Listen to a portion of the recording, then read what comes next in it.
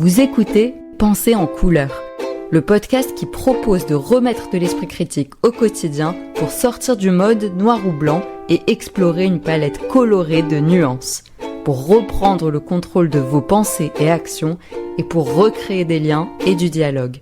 Je suis Maya Ayal et je vous offre ici des outils. À vous de voir ceux qui vous parlent et de vous les approprier. Bienvenue dans Rencontres, des épisodes où j'invite des personnes qui ont travaillé sur des sujets liés à l'esprit critique et qui viennent nous livrer leur regard, leur compréhension et aussi, comme toujours, des outils que vous pourrez utiliser au quotidien. L'idée étant d'inviter des personnes avec des propositions variées pour que vous puissiez trouver dans tout ça ce qui vous convient à vous. Bonne écoute! Bonjour Johanna. Bonjour. Bienvenue. Merci beaucoup Merci. d'être là. Avec plaisir. Tu es Johanna McCarthy et je t'invite surtout pour parler des jeunes, parce que c'est ton expertise, leurs usages numériques. Tout à fait. Je crois que tu as même lancé une asso, c'est ça, récemment, si tu veux Oui. dire comment elle s'appelle. C'est Génération Connectée, Genco pour les intimes. Ok, super, on est intime totalement. Et du coup, justement, c'est vrai que dans ce podcast, on a peut-être un petit peu moins parlé pour l'instant de cette cible. Et pourtant, on sait qu'il y a plein de sujets aussi. Les jeunes, ils ont des usages qui leur sont spécifiques, notamment certains réseaux sociaux. On parlera pas mal de TikTok. Déjà, en préambule, je voulais te demander ton avis aussi sur ce qui se passe là autour de la loi. Interdiction des réseaux sociaux au moins de 15 ans. Donc, ça ne concerne que les réseaux sociaux, pas notamment l'IA, que je sache, des choses comme ça. Mais certains réseaux sociaux d'ailleurs. La liste n'est pas finie, mais a priori, c'est surtout les réseaux sociaux de scrolling. Ouais, ça fait débat. Ouais. Quel est ton avis là-dessus? Est-ce que tu penses que ça va aider? Alors, juste pour remettre le contexte, donc effectivement, il y a plein d'enjeux pour les jeunes, notamment de santé mentale. Sur les réseaux sociaux et puis des désinformations, il y a plein de sujets. Donc là, c'est la solution entre guillemets qui est proposée. Qu'est-ce que toi tu en penses? Clairement, c'est un sujet qui est tentaculaire de base. Donc, là, on se focus vraiment sur un aspect du sujet avec cette interdiction-là, on va dire. Moi, mon avis sur cette interdiction, c'est vraiment que l'interdiction pour l'interdiction, si on s'en tient qu'à ça, et j'espère que ce sera pas le cas, ça va servir à rien, à mon sens. En fait, de fait, aujourd'hui, les réseaux sociaux, officiellement, sont déjà interdits au moins de 13 ans. C'est ça. Or, je sais plus ce que c'est le chiffre, mais la part des jeunes sous les 13 ans qui sont déjà sur les réseaux sociaux est énorme. C'est une pratique. On te demande juste, est-ce que tu es majeur? Oui, non. Oui, non. Et même, en fait, il y a déjà des vérifications. Typiquement sur TikTok, notre sujet du jour, il y a déjà des vérifications où on va te demander une carte d'identité ou un selfie. Mais en fait, il y a plein de subterfuges déjà très bien rodés au sein des jeunesses qui savent... contourner ça facilement. Oui, encore une fois, c'est pas que sur les réseaux. On sait contourner les règles. On est ingénieux. On va voir la solution technique qui sera mise en place pour mettre cette interdiction en route, à voir si déjà ça marche. Moi, ce qui me fait peur, c'est que, en fait, déjà de base, ce que je vois là aujourd'hui auprès des moins de 13 ans, qui donc sont un peu là clandestinement sur les réseaux sociaux actuellement, c'est que c'est un public à qui il arrive des dingueries sur les réseaux sociaux en termes de... je prends un exemple. Moi, il y a beaucoup de jeunes sur Snapchat qui se font approcher par des adultes, notamment, et qui ont des interactions terribles. Mais parce qu'ils sont là clandestinement, ils restent dans le silence, ils osent pas en parler à leurs parents, parce que du coup, ils sont en mode je peux pas en parler à mes parents, j'ai pas le droit d'être là, donc c'est ma faute. Franchement, c'est... tu vois, les effets de cette clandestinité là déjà... Moi, je crois pas qu'on va tout de suite arriver à couper tout ce bout de population de ces usages qui sont ancrés dans leur quotidien, et que de fait, ça va juste renforcer la clandestinité et donc c'est les gars. Et moins de confiance aussi avec les autres générations, comme tu dis, avec leurs parents, avec les adultes en général. Clairement. Ok, écoute, affaire à suivre. Affaire à suivre. On va voir. Et du coup, comme on disait, on va parler de TikTok. Oui. Tu as un article sur ce sujet que je mettrai aussi en référence. Donc tu expliques que c'est déjà un des réseaux les plus utilisés. C'est celui où il passe le plus de temps. Donc, pour préciser un peu, parce qu'on parle beaucoup des jeunes, comme une grosse catégorie, moi, de base, donc, je suis chargée d'études spécialisées sur les jeunes publics. On va dire que les cibles que ça inclut, c'est donc les adolescents, les 12-18 ans, même si ça, déjà, c'est très gros. C'est énorme. Et ensuite, il y a les 18-24. C'est un peu les cibles classiques dans l'étude d'audience, etc. Mais du coup, si on prend typiquement les 12-17 ans, qui sont une cible qui ressort beaucoup dans les études chiffrées de l'Arcom, du Crédoc, de ce genre d'institut, TikTok, c'est celui où il y a le plus de minutes passées quotidiennement. Il y a Snapchat qui est juste derrière, mais en termes de temps passé quotidien, c'est TikTok le plus important. Et plus d'addiction aussi, c'est ça que tu expliques dans l'article. En tout cas, oui, c'est TikTok. Déjà, en fait, le fait que ce soit là où il y a le plus de temps quotidien, c'est un petit un petit signal qu'en tout cas, c'est le réseau, en tout cas, qui nous tient le plus captif. Ouais. Encore une fois, là, on parle beaucoup des jeunes, mais ça va concerner l'ensemble de la population. Car TikTok, je le pose ici, mais il y a plusieurs études qui pointent du doigt que l'âge moyen de TikTok a pris 10 ans en très peu de temps et qu'aujourd'hui, l'âge moyen de TikTok, il est quasiment à 40 ans, en fait. Ok. Donc il y a du contenu pour plein de publics différents. Ouais. Donc on est bien loin de 2019 où c'était les adolescents qui font des danses. Là, on est clairement sur une cible beaucoup plus grand public, en fait. Ouais, ça s'adapte vite. Ouais, c'est clair. De l'ampleur. Ok.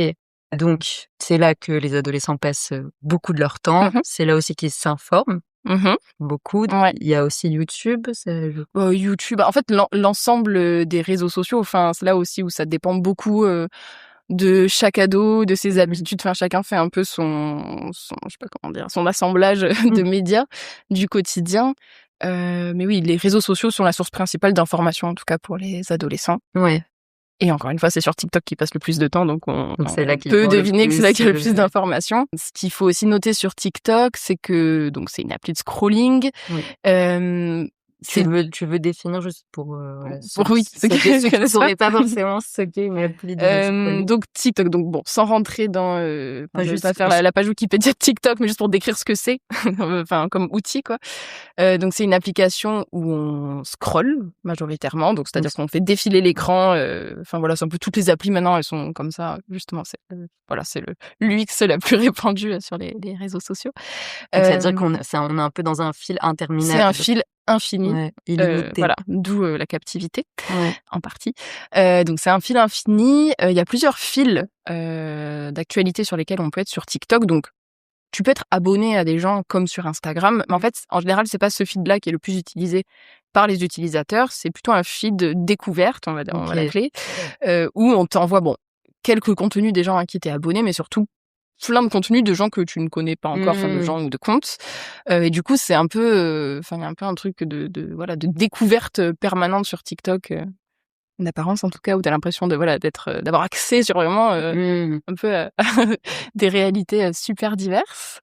Et quand tu dis en apparence, c'est pas tout à fait le cas, c'est pas tout à fait le cas, non, enfin clairement pas, parce que c'est une logique algorithmique comme la majorité des réseaux, donc c'est-à-dire que aucun contenu n'atterrit dans ton feed par hasard. Tout est mathématique, quelque part, basé sur ce que tu consommes, comment t'interagis avec les contenus et tout. Ce qui est un des gros sujets dans notre thématique du jour d'Esprit Critique, c'est que en effet, sur TikTok, tu peux avoir cette impression que t'as accès à des sources et des thématiques et des formats super variés.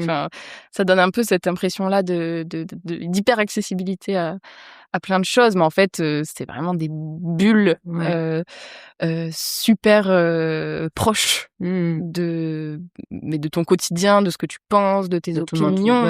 C'est ça. Donc c'est vraiment c'est un miroir de ton quotidien, de tes pensées.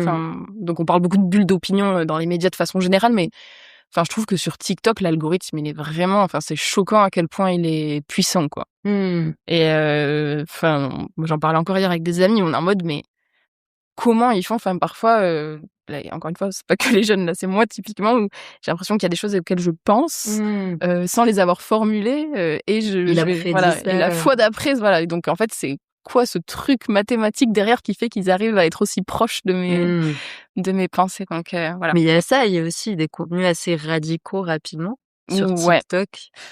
Qui sont pas forcément tes opinions initiales, du coup. Oui, c'est ça. après, encore une fois, pareil, donc c'est un peu la problématique des réseaux sociaux et justement des bulles de filtres, qui est au croisement de tous ces sujets d'algorithmes et tout. C'est vrai que en fait, il y a déjà le fait que tu vas être le côté radical, pour moi, il est plutôt dans le fait que si tu t'intéresses à un sujet de fait, ils vont t'envoyer beaucoup plus de contenu sur ce sujet-là, quoi. Ouais, Donc bon, divers et variés. voilà, donc ça peut être un truc un peu anodin. Ils voient que t'aimes les vidéos de chiens, tu peux être sûr que 70% de ton contenu, ça va être des chiens. Bon, ça ouais, ça reste Voilà, sympa. bon, a priori, bon, c'est pas, mais a priori, ça va. La radicalisation va pas être trop grave. On connaît pas encore. Voilà, on sait pas encore les déboires de ça. Mais oui, par contre, si tu commences, je sais pas, à montrer de l'intérêt pour un certain type de contenu qui porte certains types d'idées. Enfin, franchement, il y a tellement d'exemples. Enfin, je sais qu'en ce moment, TikTok, on en a beaucoup parlé avec les idées sexistes et masculinistes, par exemple, notamment par rapport aux adolescents. Donc, peut-être que si tu commences à t'intéresser à des contenus ou en tout cas juste un truc de base où des gens donnent leur opinion sur les rapports hommes-femmes, je pense que l'escalade, elle peut vite arriver où ça va t'envoyer des trucs peut-être un peu plus qui vont plus loin, qui vont plus loin avec des opinions un peu plus marquées. Enfin, ça peut glisser. En fait, ça peut vite glisser, quoi. C'est un donc peu tu peux ça, pas juste par curiosité voir une fois un truc. Enfin, ça t'enferme rapidement. Ouais, ça peut vite t'enfermer. Et je pense que c'est un peu ça je réfléchissais un peu à notre sujet avant de venir, et je pense qu'il y a différents étages de l'esprit critique quand on travaille avec des jeunes sur leur consommation de TikTok, notamment. Je réfléchissais un peu des conversations que moi j'avais pu avoir en atelier avec eux. En fait, ce truc déjà juste d'avoir conscience que t'es dans une bulle. Oui. Mais bon, voilà, ça vaut pour notre sujet et ça vaut pour tous les autres. Enfin, Bon, je vais arrêter de le dire à chaque fois, mais je prends un peu de distance. oui, c'est ça. Mais en fait, vraiment ce truc de consommation éclairée, mais qui est tellement facile à oublier parce que surtout quand t'es fatigué, ou je sais pas, t'es triste, c'est ça. Peu importe, t'es un peu vulnérable, on va dire. Oui, c'est ça. Et en plus, il y a aussi quelque chose de l'ordre du volume où je crois que sur TikTok, en moyenne, on regarde une vidéo pendant 4 secondes. Oui, donc t'as même pas le temps de capter. Moyenne, ça veut dire que je m'étais noté, je crois, ça fait en 1 minute, tu vois 15 contenus. Ouais. Enfin, si on se base sur cette moyenne. Et en 1 heure, t'en as vu 900, quoi. Oui, c'est souvent ce qu'on dit dans d'autres épisodes. Il y a une sorte de passivité aussi. Ouais. Et en fait, tu prends pas le temps de comprendre. Oui, voilà. Ce qu'on te montre, ce qu'on tu te poses pas les 5 W à chaque chaque vidéo qui passe. Voilà, mais t'as du pas coup, ce temps de pause. tu sais même pas en fait ce que t'as vu. Enfin, tu vois, oui, que si on te disait, c'est très dur de dire après une session de scroll. Franchement, à moins que quelque chose t'ait vraiment marqué, quoi. Mais oui, voilà, où tu t'es arrêté dessus, tu l'as commenté, tu l'as envoyé à quelqu'un, tu vas peut-être plus t'en souvenir, et encore, parce que c'est tellement ancré dans. Enfin voilà, c'est les usages de base, quoi. Mais t'as beaucoup plus tendance à. Enfin, tu te fais aspirer, quoi. C'est un peu. Il y a plein de termes qui vont parler plutôt du doom scrolling, ce genre de termes-là pour parler de cette espèce de passivité où. Mais de toute façon, ça, c'est typiquement avec les ados quand on travaille sur le temps d'écran. C'est une grosse problématique des ados, entre autres, mais de travailler sur la réduction du temps d'écran. Déjà, une des premières choses qu'on peut faire avec eux, c'est leur faire prendre conscience de ces moments-là. Parce qu'en fait, là, on a beaucoup parlé du négatif des réseaux sociaux, mais il y a quand même, à la base, des bonnes choses aussi qui se passent sur les réseaux. Ça a des fonctions très chouettes à l'adolescence aussi. Mais en effet, il y a cet usage-là un peu... pour moi, il y a un peu un moment où tu passes un seuil et t'es dans un usage qui est hyper subi, où justement t'es dans cet état de passivité où en fait ça fait, je sais pas, 30 minutes que tu scrolles et en fait juste t'es en dissociation totale et t'es juste dans un espèce de je sais pas comment dire, de faille, quoi, de faille spatio-temporelle. Et la première chose pour les jeunes, c'est déjà d'apprendre à repérer ce moment-là, et qui peut être repéré par des symptômes physiques assez clairs. Enfin, en fait, tu le sens quand tu te sens partir un peu en général dans ces moments-là où tu peux apprendre à y être attentif en tout cas. Mais voir ces moments où tu commences un peu à avoir mal aux yeux, mal à la tête, tu lis même plus vraiment ce qu'il y a écrit sur, t'as plus d'émotion, t'es assez apathique en fait. Oui, genre tu rigoles même plus au contenu qui te ferait rire, ou t'es même plus choqué par des contenus archi choquants. Enfin voilà. Donc déjà apprendre à repérer ces symptômes-là. Et peut-être juste des choses toutes simples, regarder l'heure un peu quand on commence, tu vois. Carrément. Se mettre une limite, hein. Moi c'est le conseil que je dis à tout le monde. Et en fait, tant pis si la limite, tu la débloques et tu la fais sauter. Enfin, en fait, on fait tout ça, tu vois. Sur TikTok, je sais pas, moi, j'ai une limite 40 minutes quotidienne. Je la respecte pas tout le temps, mais en fait, au moins, à un moment, il y a cette espèce de pop qui arrive sur mon écran pendant que je suis en train de scroller. Et je me dis, chaud, ça fait déjà 40 minutes que j'y suis. Parce que du coup, t'as paramétré ton TikTok, c'est ça? Ouais. Qu'au bout de 40 minutes, il te fasse un rappel. Mais il te laisse quand même être et de continuer. Oui, en fait, il y a un code. Ouais. Il y a un code à mettre. Donc, typiquement, ça peut être une stratégie parentale aussi, c'est de mettre une limite de temps avec un code que tu donnes pas à ton enfant. Ok. Enfin, tu vois ça. Après, à chaque famille, c'est politique Ouais. parentale, mais je bon connais à des savoir. parents qui font ça et en vrai, c'est un peu un accord avec les ados aussi. C'est en mode, en fait, je te laisse TikTok, mais tu passes pas plus de, je sais pas, après, tu définis avec ton enfant. Et t'as pas le code pour le déverrouiller. Enfin, Ok. c'est une session pour en effet éviter que ça soit hors de contrôle. Et ça peut pas être contourné, ce code-là. Bon, sauf si tu craques le code, hein. Évidemment, c'est comme tout. Ouais, si tu craques le code, ça peut être contourné, mais. Ok, mais si tu sors, tu rentres, là, il capte. Ouais. Mais je crois que TikTok, sur les versions ados, enfin, en gros, si tu dis que t'as moins de 18 ans, ils ont testé pas mal de choses. En gros, l'application, elle est différente si t'as moins de 18 ans. Enfin, je pourrais te montrer limite après, parce que du coup, j'ai des comptes, moi, des faux comptes. Avec plusieurs âges. Avec plusieurs âges, parce que comme ça me permet de... en fait, c'est hyper dur pour moi de faire mes études sur le contenu avec un algo qui me ressemble. Du coup, j'ai d'autres comptes. Et il y a beaucoup plus d'interludes. Fais une pause, où il me force à faire de la respiration. Ok. enfin, tu vois, c'est un peu... en tout cas, TikTok met en place des choses pour montrer qu'il fait des efforts pour voilà, pas qu'on l'interdise. Ouais. Voilà, il fait sa part du truc en mode mais non, regarde, on a fait quelque chose. Voilà, j'ai les ados. Et il y a aussi d'autres feeds pour les ados. En fait, je sais plus si c'est toujours d'actu, mais je sais qu'à un moment donné, t'étais limité sur le feed principal des pour toi, et à un moment donné, ça basculait sur un autre feed qui existe que chez les ados, mais ce qui est d'ailleurs dommage parce qu'il est super ce feed. C'était le feed STEM, je crois que c'est. Genre sciences, techniques, ou STEAM, enfin ingénierie et mathématiques. Et en fait, c'est que du contenu pédagogique, très axé sciences. En fait, c'est genre Jamy, trop et bien. d'autres profs de maths. Enfin, c'est un truc très très éducatif, on va dire. Mais pareil, c'est voilà la petite stratégie jeune public de TikTok. Mais bon, c'est et pas ça mal. a du succès aussi. Je sais pas, j'ai pas les chiffres sur ce feed-là, mais en tout cas, moi, les jeunes avec qui j'en parle, oui, ils connaissent ce feed. Enfin, voilà, ils le connaissent. T'en as qui aiment bien. En fait, ça dépend tellement après de chaque ado ce qu'il aime bien comme sujet. Donc. Mais ils se rendent compte quand même de ce qu'ils consomment le plus quand tu parles avec eux. Alors ça, c'est un truc, c'est un peu une de mes grandes missions que je me donne moi avec les ateliers que je fais avec les adolescents. Parce qu'en fait, ce qu'on constate avec les ados, c'est que vu qu'ils ont assez peu d'espace finalement pour parler de leurs pratiques numériques et de leur consommation, bon, ils vont en parler entre eux, on va dire, mais ils vont pas trop en parler avec des adultes, ils vont pas trop en parler dans le cadre scolaire, et du coup, je trouve que parfois, il manque de notions, en fait, de vocabulaire, tout simplement pour nommer les contenus qu'ils consomment. Donc, en fait, quand tu leur dis, mais tu regardes quoi, en fait, sur YouTube ou sur TikTok, ils sont en mode, je sais pas, des vidéos, je dis pas ça pour me foutre de ou quoi, mais je comprends, en fait, c'est compliqué. Enfin, en fait, on t'a pas appris les notions pour nommer. Enfin, tu vois, c'est un truc, moi, je les ai appris parce que j'ai fait des études de médias où j'ai appris à catégoriser, enfin, tu vois. Mais ça veut pas dire le sujet même, tu veux dire?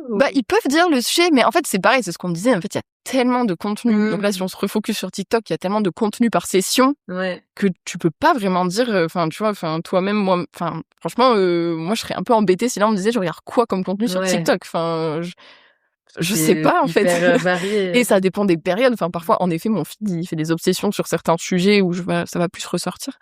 Mais globalement, c'est dur de ressortir un sujet. Il y a un ami m'avait envoyé je crois que c'est le MIT qui a créé un outil qui t'envoie ton historique. En fait, tu peux télécharger ton historique TikTok, ouais. Et tu lui envoies ton historique TikTok. Et à partir de ça, il te dit comment. En fait, il te dit les catégories de contenu que tu consommes et du coup, a priori, comment est-ce que TikTok te profile, notamment, et comment il te vend auprès des publicitaires derrière. Donc, ce qui est intéressant, enfin, tu vois, de savoir, tu vois, s'ils ont fait cet outil, c'est qu'il y a un peu cette problématique. Oui, clairement. Oui, mais comme tu dis, parce que c'est aussi des données. On offre à TikTok et voilà, il y a aussi évidemment des enjeux commerciaux derrière. Donc oui, c'est important aussi de savoir qu'est-ce qu'on a donné comme info. Exactement. Et d'ailleurs, ça c'est un autre étage pour moi de l'esprit critique tel que je le travaille en atelier. C'est en fait juste expliquer aux jeunes le modèle économique des réseaux sociaux. Des réseaux de TikTok aussi, le fameux si c'est gratuit, c'est toi le produit. Enfin, tu vois, ce genre de choses-là. Pareil, enfin, c'est pas inné de savoir ça. Enfin, c'est un truc, soit tu l'apprends, soit tu l'apprends pas. Enfin, tu te poses pas forcément la question, d'ailleurs, adulte ou pas. Enfin, Parce qu'il y a pas beaucoup d'éducation en tant que telle. je pense que ça dépend. Franchement, ça dépend tellement des profs qu'ils ont, Oui, des voilà, c'est ça. ateliers, de la famille. C'est chacun qui prend Voilà, c'est l'initiative. ça. Après, ça fait pas vraiment partie des profs. Mais juste leur expliquer ça et tu captes. Et en fait, même les plus jeunes, tu vois, même à 11, 12 ans, ça les choque, en fait. Moi, je le vois souvent. Le modèle économique. Le modèle, en fait, tu captes que t'es en train de leur apprendre un truc auquel ils avaient pas vraiment pensé. Bah, c'est normal. Et c'est normal. Enfin, c'est hyper spécifique. Pour eux, c'est banalisé comme. Oui, voilà, oui, c'est ça.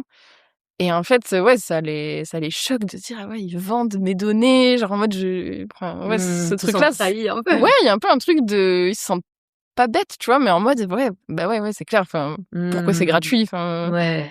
Mais du coup, ça, c'est intéressant déjà de leur donner ces notions-là, un peu, encore une fois, dans ce truc d'en faire des consommateurs éclairés. Et ça leur permet aussi de comprendre. En fait, quand tu leur expliques le modèle économique, le modèle algorithmique et tout, en fait, rien que ça leur permet de prendre un petit peu de recul sur leurs pratiques et notamment leur temps d'écran.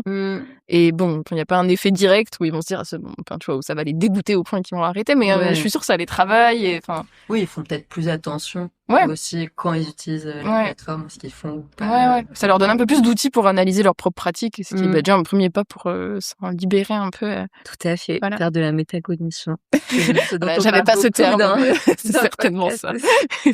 Et du coup, sur justement le système TikTok, sur l'algorithme, est-ce que tu veux rajouter des choses? Donc, on a un peu évoqué que c'est très personnalisé en fonction de tes goûts, de ce que tu as déjà consommé, de ce que l'algo peut prendre comme info de tes pratiques. Il y a d'autres choses. En fait, ce qui est peut-être en termes de solution, parce que ça fait un peu peur. Une fois que tu as pris conscience de la logique algorithmique derrière ton feed, tu peux aussi te dire, en fait, je peux contrer ça quelque part. En fait, je peux utiliser ces outils. Enfin, je peux utiliser ce qui est contre moi quelque part pour reprendre un petit peu le contrôle sur mon feed. Moi, typiquement, c'est un truc que je fais. Enfin, je teste un petit peu sur mon propre feed où, en effet, j'ai des moments de lucidité où je suis en mode, oh là, c'est pas normal. Là, ça fait. Enfin, j'ai beaucoup trop tel type de pensée. Enfin, tu vois. Enfin, ça tombe très vite. Là, je sais pas, surtout en ce moment avec tout ce qui se passe politiquement dans le monde. En fait, je tombe très vite dans un angle, quoi. Et en fait, parfois, je suis en mode. Et en fait, il y a un côté très confortable, en fait, avoir tout le même angle où t'es en mode, ça me conforte en mode, j'ai pas besoin de trop réfléchir. Ouais, c'est ça, je suis d'accord avec tout. Enfin, voilà, ça me crée des émotions très confortables. Mais ça peut être un signal aussi. Ouais, c'est trop confortable. Ouais, et en fait, voilà, exactement, je suis trop bien là. Et du coup, je vais essayer de diversifier mon contenu, donc en interagissant moins avec, quand j'en suis à ma 18e vidéo qui est en train, je sens que on va partir dans le même angle, je l'ignore, limite je mets je ne suis pas intéressée. T'as les 3 petits points en bas, tu peux dire je suis pas intéressée. J'ai interagi avec d'autres types de contenus, je vais faire d'autres recherches. Enfin voilà, j'essaye d'envoyer des signaux, même si c'est un peu fake de mon comportement à l'algorithme pour que voilà. Mais c'est intéressant parce que du coup je pense à d'autres réseaux sociaux aussi, tu vois, sur Facebook, parce que je suis milléniale, donc j'utilise Facebook encore. Ils ont un peu la stratégie inverse, j'ai l'impression, au-delà de te donner forcément des choses qui sont en lien avec les sujets que tu regardes, etc. Ils vont te donner exprès des choses qui vont t'énerver ou qui vont vraiment te provoquer des émotions hyper négatives. Et c'est aussi ce qui fait beaucoup réagir en général quand les gens sont énervés ou super tristes, enfin tu as des choses plutôt. Je capte. Alors sur TikTok, je sais pas. Franchement, là je vais parler de mon point de vue à moi. Faudrait lire des études sur le modèle de TikTok, mais c'est marrant parce que il y a un peu un truc qui se passe souvent sur TikTok, c'est que en effet, t'as une vidéo qui commence avec un propos, mais où vraiment t'es viscéralement pas d'accord. Genre vraiment où t'as ce truc-là que tu dis, genre voilà. Et en fait, ça cut, et en fait, c'est un collage avec quelqu'un qui est d'accord avec toi, qui va critiquer. Oui, je vois, Voilà. Et en fait, tout le monde en commentaire est en mode, ouh là là, j'ai cru que j'étais tombée du mauvais côté. Enfin, tu vois. Mais du coup, t'as un peu ce truc où première émotion, t'es en mode, oula. Pour te choquer. Ouais, en mode, ça me choque. En mode, c'est quoi voilà, qu'est-ce qui se passe? Et après, t'as avec quelqu'un qui, en fait, critique, et t'as le soulagement de te dire, c'est bon. Mais c'est vraiment un truc de dire, je suis du bon côté de. Avec justement cette logique tout le temps de polarisation. Ah ouais, on parle beaucoup aussi dans ce podcast. C'est clair. Comme tu dis, d'un côté ou de l'autre. Il y a un peu ce truc de camp tout le temps qui se met en place. Mais en effet, et peut-être juste pour rajouter aussi sur le côté algorithmique, en fait, ça influence. En fait, ça veut dire que quand t'es là, on parle beaucoup du côté consommateur, mais quand t'es du côté créateur, le côté algorithmique fait que t'as intérêt à capter l'attention très vite pour que ta vidéo... Bien sûr. Et du coup, bon, ça paraît pas propre qu'à TikTok, mais je trouve que ça ressort beaucoup. Beaucoup d'effets d'annonce, beaucoup de premières phrases super fortes en... Je sais pas comment on dit, en intensité. Ouais, en Il intensité. faut toujours aller plus loin pour capter l'attention. Exactement. Et ouais, ça, dans le côté un peu radical aussi, ça peut jouer, je pense. La nuance, bof, quoi. Bah, c'est ça, là, tu viens l'exemple que tu viens de donner, tu vois, avec cet ascenseur émotionnel, émotion hyper négative, après soulagement. En fait, on est tout le temps, peu importe, j'ai l'impression que les réseaux sociaux, ils jouent tous sur des émotions très fortes. Ouais, Tout le temps, tu vois, clair. que ce soit hyper positif ou hyper négatif. Mais c'est aussi ça, ouais. Et tellement éparse, quoi. Enfin, tu vois, si tu te dis ce truc-là de tu vois 900 vidéos en 1 heure, mais en fait, c'est pas humain de passer par autant d'émotions. Ouais. Et si tu pars du principe que le niveau d'intensité émotionnelle est démultiplié par le fait qu'on est sur les réseaux, enfin, tu te dis c'est quand même fou parce que tu passes par toutes les émotions. Tu vois, une session moyenne de 40 minutes sur TikTok, t'as fait Une montagne russe. C'est même plus un ascenseur, là. Et t'as pas, en fait, justement, tu gères pas toutes ces émotions. C'est ce qu'on dit. Ah ouais, vraiment. Enfin, elles sont là, mais tu prends même pas le temps de comprendre par quelle émotion tu passes, qu'est-ce que tu ressens quand tu vois les contenus. Donc, c'est... D'où le côté, enfin, tu vois, quand on dit que les réseaux, c'est anxiogène, c'est beaucoup à cause de ça aussi, quoi. C'est que juste en termes de régulation du système nerveux, enfin bon, je sais pas si c'est ça. J'ai trop entendu ce mot sur TikTok, je sais. Très bonne source d'information. Ouais, voilà, j'ai appris ça sur TikTok. J'ai rien compris, l'exercice.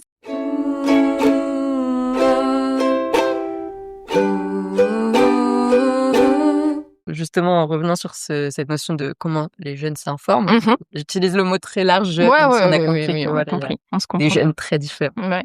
Est-ce que donc ça, tu as l'occasion d'en parler avec eux dans des ateliers aussi sur comment ils s'informent, comment eux perçoivent aussi ce que c'est que s'informer? Est-ce qu'ils vont chercher parfois l'information ou c'est vraiment que de la passivité? Ouais.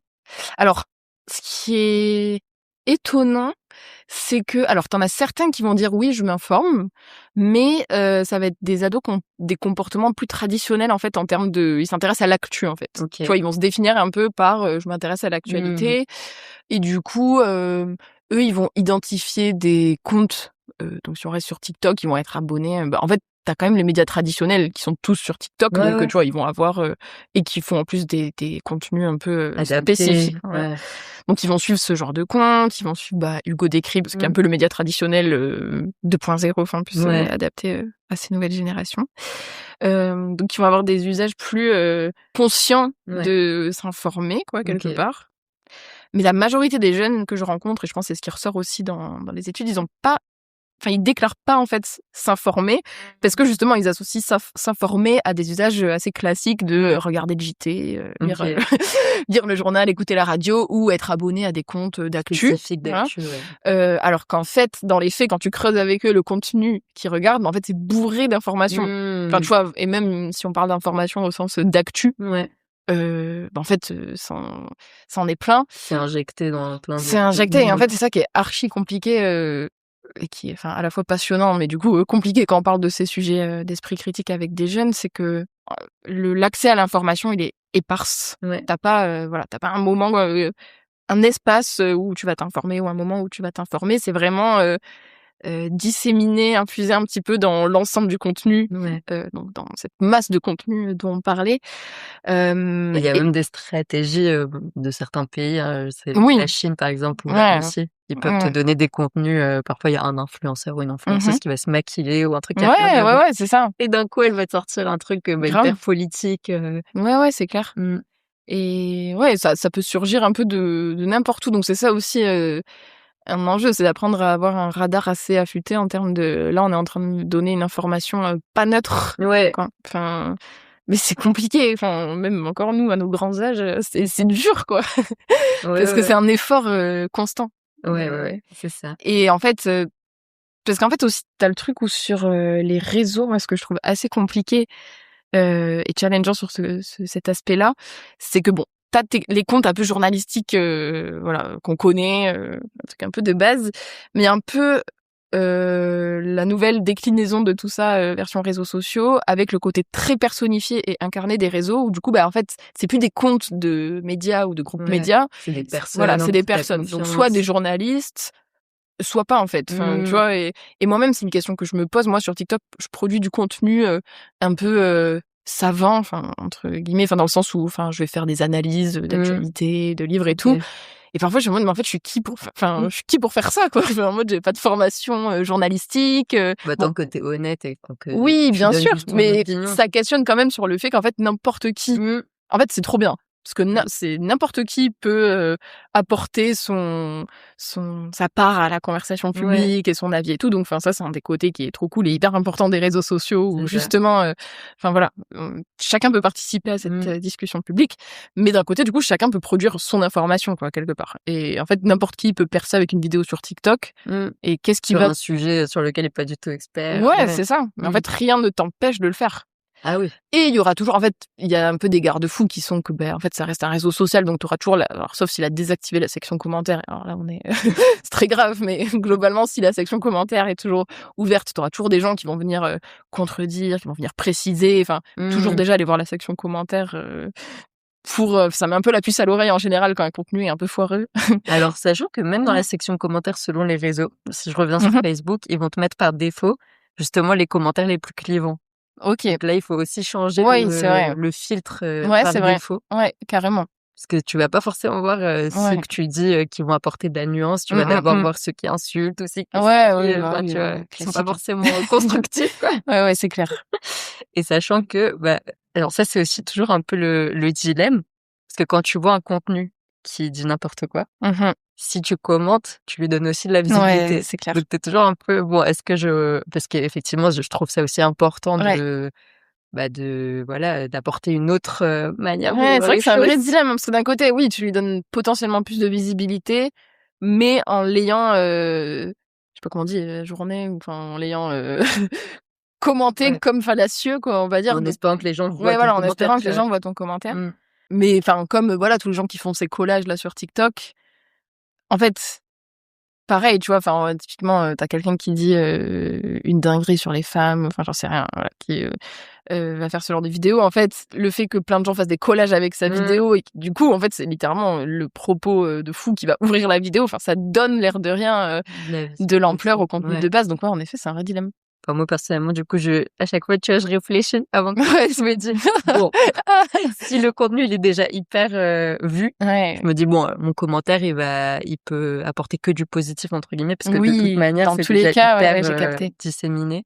Je vais essayer au moins, tu vois, d'apporter. S'il est pas trop vu, tu le signales et t'espères qu'il y a plein de gens qui le signalent aussi. S'il est pas trop vu, je vais pas l'aider à être vu. C'est dit n'importe quoi. Donc ça, c'est essayer aussi, en tout cas, de prendre ce temps avant de réagir ou de commenter, de partager, etc. Parce que, on participe aussi à donner de l'ampleur. Ouais, c'est vrai. Ouais, c'est vrai que j'avais pas trop pensé comme ça, mais clairement. Donc sur TikTok, comme outil, donc tu parlais d'essayer de reparamétrer un peu tes algorithmes. Donc, toi, ton astuce, c'est d'aller voir exprès des contenus différents. Oui, et d'interagir avec des contenus un peu plus variés. Franchement, chacun a ses strates. Là, je parlais avec un copain, lui, il like tout. Ok. Je sais pas si c'est la bonne stratégie. Mais en gros, il est en mode, en fait, si je like tout, il va pas savoir ce que j'aime. Et du coup, tout de ce qui lui est montré. Donc c'est peut-être déjà, est-ce que tout lui est montré? Ouais, voilà, en fait, c'est ça, exactement. Enfin, franchement, bon. Je pense qu'il joue avec plus grand que lui, là. Oui, voilà, exactement. Et en fait, ce conseil-là, je pense qu'il a ses limites. Enfin, en fait, c'est penser que t'es plus fort que l'algorithme. Et bon, voilà, chacun son avis là-dessus. Je pense que franchement, c'est chaud. C'est un peu compliqué. Il est bien fait. Voilà, il est bien fait. Mais ce qu'on peut faire, oui, c'est comme tu dis, déjà prendre conscience de ce qui s'y passe dans cet algorithme, de ce qu'on nous montre. Enfin voilà, moi, je donne un peu tout le temps les mêmes conseils, mais pour moi, déjà, si tu fais ce petit effort du pas de côté, tu vois, de pas être justement dans l'immédiateté et de pas juste te laisser emporter par cette vague, ce tourbillon d'émotions, etc., c'est déjà énorme, en vrai. Mais du coup, en effet, là, et c'est beaucoup la responsabilité des adultes, parce que bon, là, on parle des jeunes, mais enfin, ça implique du coup qu'il y a une responsabilité adulte quelque part et dans l'éducation qu'on leur propose. Mais en effet, parler avec les jeunes des modèles des réseaux, c'est hyper important. Et en fait, le faire simplement, parce qu'en fait, il y a plein de gens, je pense, qui se disent, mais en fait, moi-même, je comprends pas comment ça marche. Mais en fait, franchement, tu le fais de façon hyper simple, un peu comme on l'a fait là. Enfin, on tu vend vois. tes données, quoi. Oui, voilà, vraiment, le truc moi, c'est vraiment cette phrase de si c'est gratuit, soit le produit, les gens, ils la retiennent, ça parle. Ouais. Voilà, je sais que moi, ça m'avait marqué quand j'étais plus jeune, quand on parlait de pub, là, pareil, enfin, ça marche aussi. Donc déjà, en fait, leur offrir cette opportunité de prendre du recul et d'être des consommateurs éclairés, et peut-être qu'ils vont pas capter, enfin, tu vois, mais ça va germer dans leur tête quelque part, et enfin, tu vois, ils vont peut-être avoir l'occasion d'en reparler, d'autres adultes leur en parleront, ça va faire écho, etc. Mais en tout cas, planter ces graines-là de prise de recul sur l'outil. Ouais. Et les modèles, quoi. Et t'as aussi un conseil, je sais pas s'il y a des parents qui nous écoutent ou des profs, enfin voilà, des personnes qui sont justement ces adultes qui sont en contact des jeunes pour justement créer ce lien de confiance qui permet aussi aux jeunes d'avoir cet espace pour parler de leurs usages, du contenu qu'ils voient. En fait, c'est ça. Déjà, oui, je rebondis là sur ce que tu viens de dire, mais en fait, c'est archi important pour les ados que nous, les adultes, on leur propose des espaces où ils peuvent parler et débriefer un peu de ce qu'ils ont vu, quoi. Ouais. Et comment on le fait pour toi? Alors, ça dépend. Soit on fait des ateliers avec moi. C'est une option. C'est une option.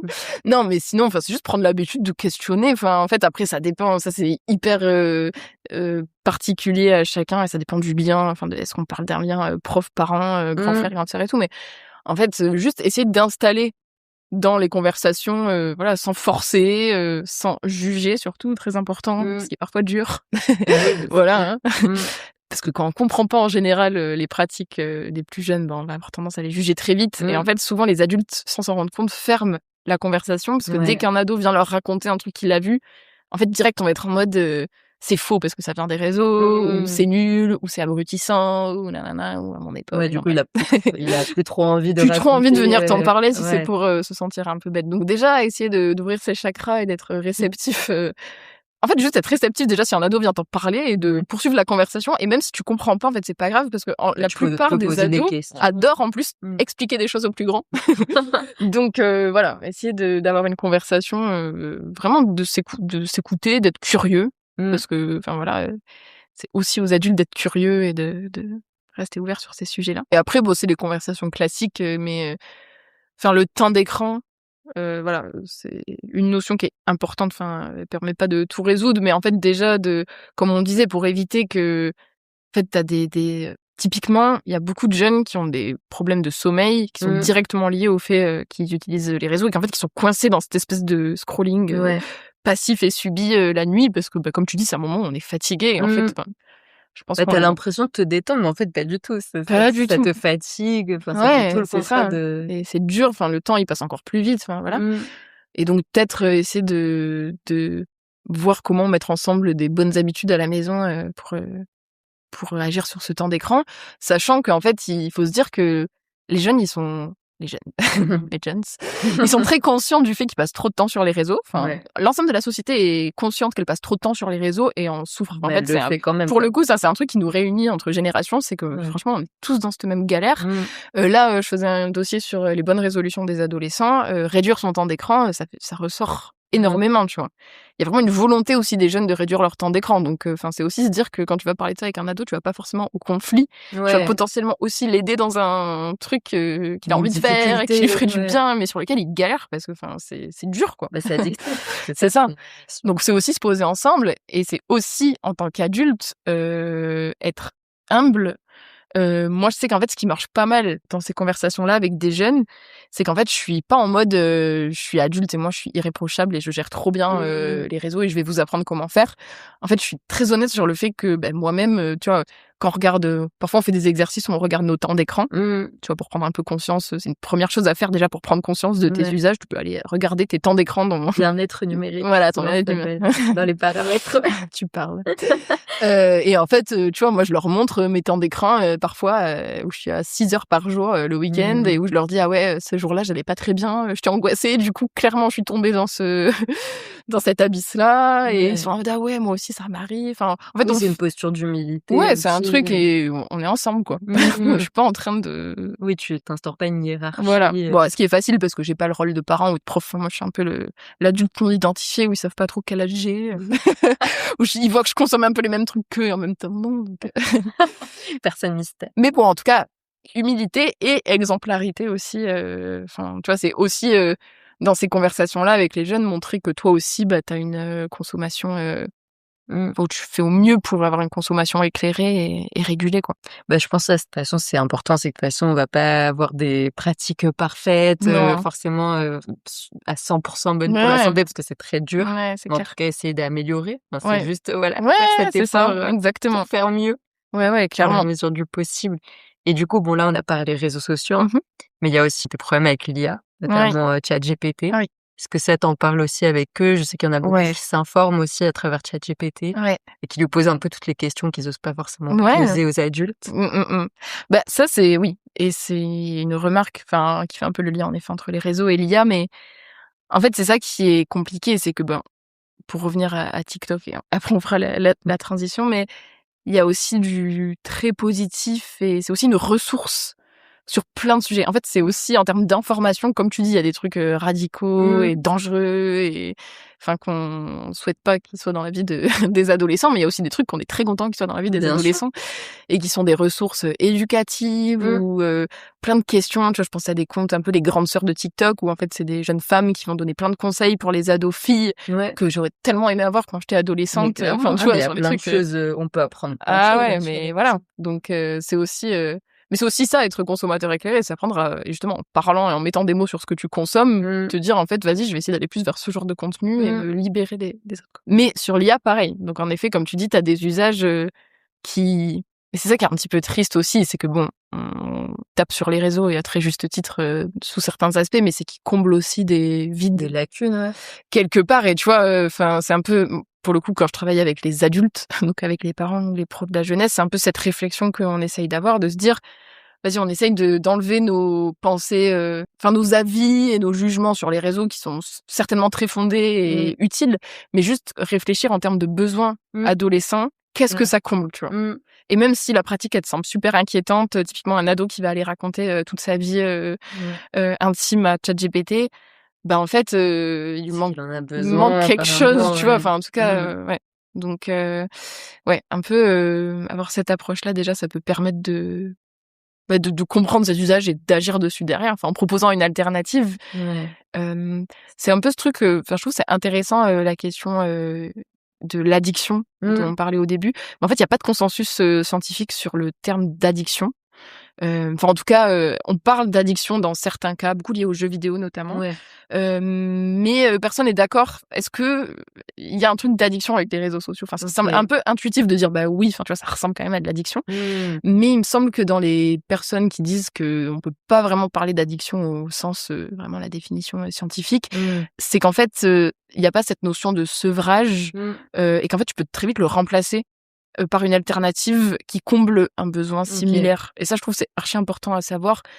En fait, justement, en tant qu'adulte... C'est une bonne nouvelle. Ouais, c'est plutôt une bonne nouvelle, tu vois, de te dire, bah, en fait, pareil, enfin, je repense cet exemple, tu vois, un jeune qui passe des heures à raconter sa vie à ChatGPT, bah, peut-être que ce temps-là, tu peux le réduire en lui proposant d'aller voir un professionnel, un psy, ou enfin des choses comme ça, ou en parlant plus avec lui, en lui proposant de, je sais pas, juste de rencontrer d'autres adultes de confiance à qui il va pouvoir se confier, qui sont ni ses profs ni ses parents. Oui, il peut aussi écrire lui, écrire, un journal sans carrément. partager à une IA. Ouais.